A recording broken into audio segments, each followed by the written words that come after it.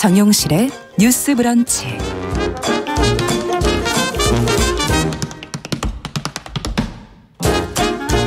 네, 정용실의 뉴스 브런치 듣고 계신 지금 시각 11시 41분입니다. 서점 편집자의 세심한 안목으로 고른 좋은 책 소개해드리는 시간이죠. 동네 책방. 오늘은 헬로인디북스의 이보람 대표 자리해 주셨습니다. 어서 오십시오. 네, 안녕하세요. 네, 오늘은 어떤 책을 읽어볼까요? 네, 오늘 소개할 책은 기차와 영화가 만나는 곳이라는 부제가 달린 극장칸이라는 책입니다. 네, 제목에서 알 수 있듯이 기차가 등장하는 영화들의 리뷰가 담긴 영화 에세이집입니다. 그런데 책 이야기를 하기 전에 제가 오늘은 좀 이 책의 저자인 강민선 작가님에 대해서 소개를 좀 많이 해야 될 것 같아요. 이분이 강민선 작가님은 최근 독립출판물 씬에서 가장 활발하게 활동하고 있는 글작가 중 한 명인데요.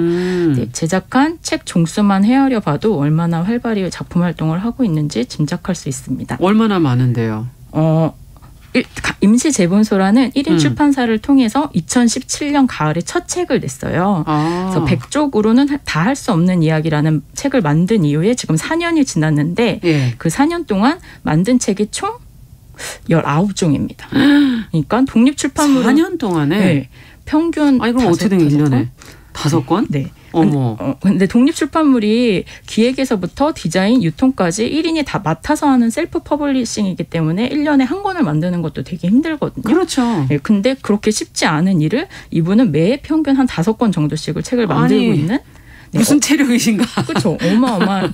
지금은 현재는 전업으로 글을 쓰고 계신데 한 2년 전까지만 해도 그 본업도 있으셨고. 본업도 있었어요? 그래서 5편, 1년에 몇 편, 그렇게 5편 이상씩 책을 만드는 어마어마한 작업량을 보여주고 있었습니다. 본인이 그러니까 지금 작업 공간 임시 재본소라는 걸 운영하시면서 집에서. 네. 그래서 임시 재본소예요. 그래서 전문 재본소가 아니에요. 제목이. 네. 그래서 열정과 성실함이 되게 돋보이는 작가이고 그래서 점점 더 두터운 독자층을 형성하고 있는 근래에 단연 돋보이는 작가님이라고 할 수 있습니다. 그렇군요. 1년에 그냥 앉아서 책만 써도 5권 쓰기가 얼마나 힘든데. 이분이 문창과를 전공을 했는데 문해창작을 전공을 하고 그동안에 쓴 글이 워낙 많았대요. 대학교 때부터. 그래서 그 글을 모아서 낸 책도 있고. 그래서 에세이와 소설을 골고루 작업하고 있는데요. 가장 유명한 대표작은 아무도 알려주지 않은 도서관 사서 실무입니다. 그래서 저자가 5년차 도서관 사서로 일하는 동안 겪었던 일들을 르포 형식으로 기록한 책인데요. 직업 에세이인 동시에 부당함에 대한 고발문이기도 하며 글 쓰는 사람으로 살아가면서 스스로 책을 만들기까지의 과정을 그린 성장 이야기이기도 합니다. 이게 도서관 사서 실무가 2018년 1월에 처음 만들어졌는데요. 중간에 개정판이 나오고 현재 3년이 다 되어 가는데도 최근까지도 저희 책방에서도 꾸준히 판매되고 있는 베스트셀러이자 스테디셀러 책입니다. 정말 스테디셀러네. 요즘에는 책이 잠깐 나오고는 싹 사라지잖아요. 3년 이상. 유행처럼. 네.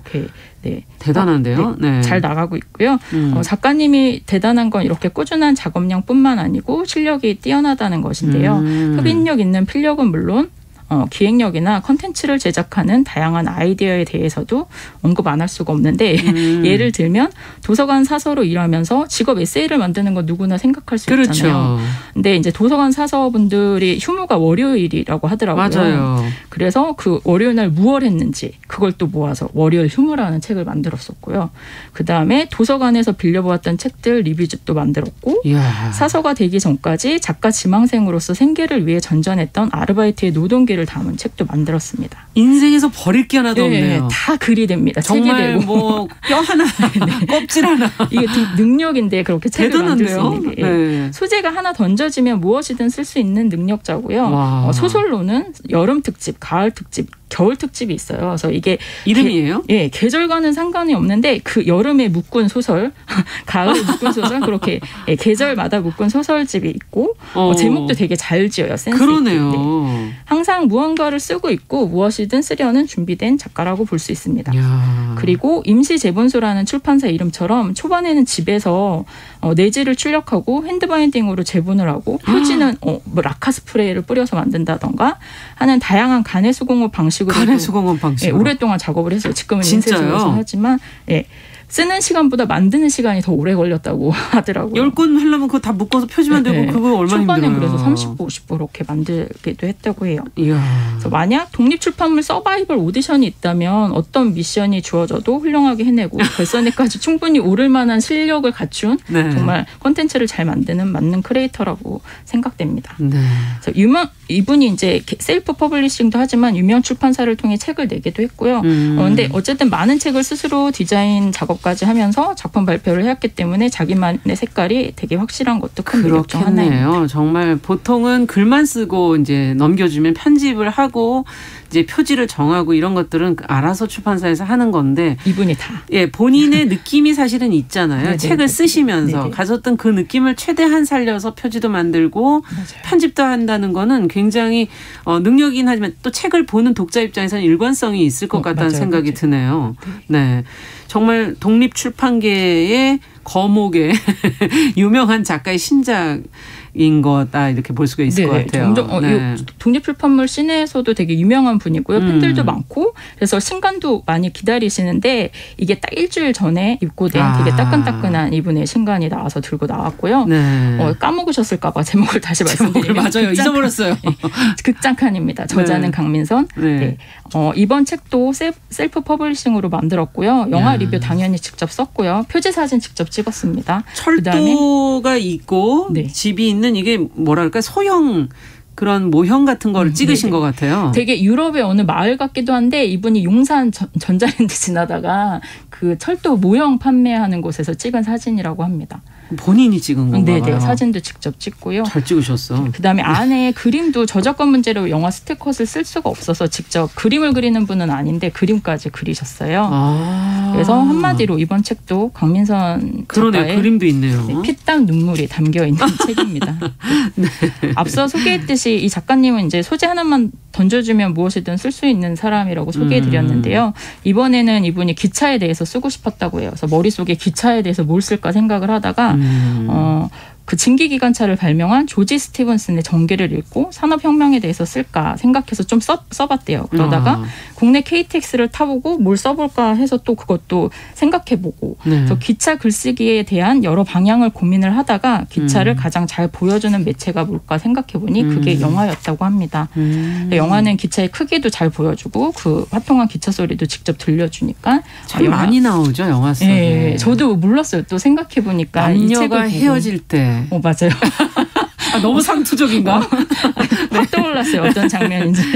그래서 그 방향을 잡은 후에 비포 선라이즈, 덩케르크, 리스본행 야간열차, 리플리, 유니에게 등 가족 영화에서부터 액션물까지 기차가 등장하는 26편의 영화를 모았습니다. 야, 기차가 등장하는 영화가 지금 여기에만 26편의 영화가 네네. 들어가 있는 거예요? 그래서 내용의 구성은 그냥 영화 감독, 배우, 개봉일, 원작이 있으면 원작의 제한 정보도 싣고 기본적인 정보가 먼저 나와 있고요. 그다음에 기차가 나오는 씬에 대한 묘사 그리고 저자의 시선으로 바라본 영화 감상평이 이제 직접 그린 장면이랑 같이 실려 있습니다. 모든 영화가 기차를 메인으로 하진 않아요. 근데 나오긴 나오잖아요. 네네. 그리고 비중도 다르고 정말 조금 나오는 영화도 있긴 있는데 되게 맛깔나게 그런 걸 잘 표현하고 있고요. 네. 그다음에 기차가 어느 영화에서는 교통수단으로 나오고 어느 영화에서는 누군가를 만나는 장소 그다음에 소원을 비는 대상 아니면 탈출하는 방법 등 다양하게 그려지는 기차에 대해 말하고 있습니다. 네. 저는 개인적으로 영화를 또 잘 안 보는데 안 본 영화가 대부분이더라고요. 26편 중에.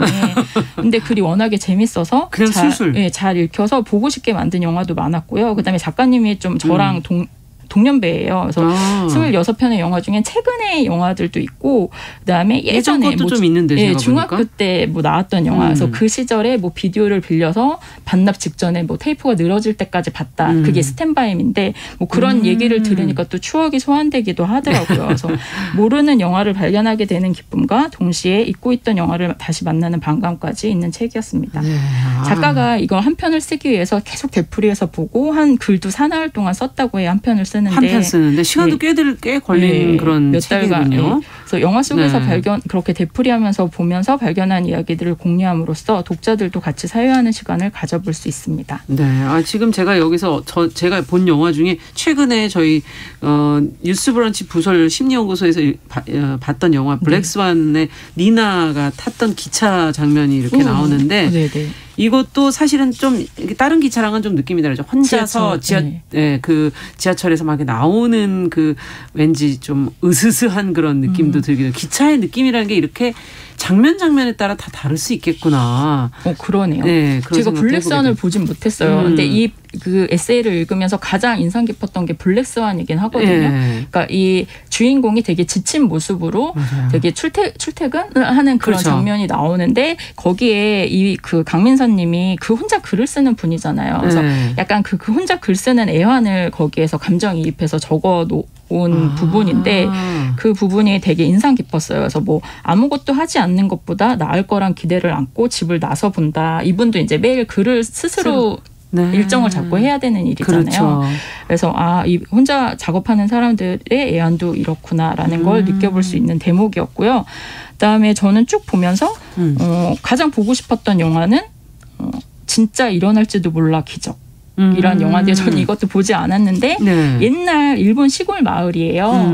그래서 그 기차가 이렇게 교차하는 지점에 소원을 빌면 이루어진다는 그런 미신이 있어서 꼬맹이 애들이 가서 막 기차가 지나갈 때 엄청 시끄럽잖아요. 그래서 큰 대목으로 애들이 뭐 엄마 아빠 같이 살게 해주세요. 저 야구 선수 되게 해주세요. 뭐 죽은 반려견 살게 해주세요. 그렇게 소원을 비는데 엄청 시끄럽대요 영화가. 근데 작가 본인이 자기 우는 소리가 제일 시끄러웠다고 하는 거예요.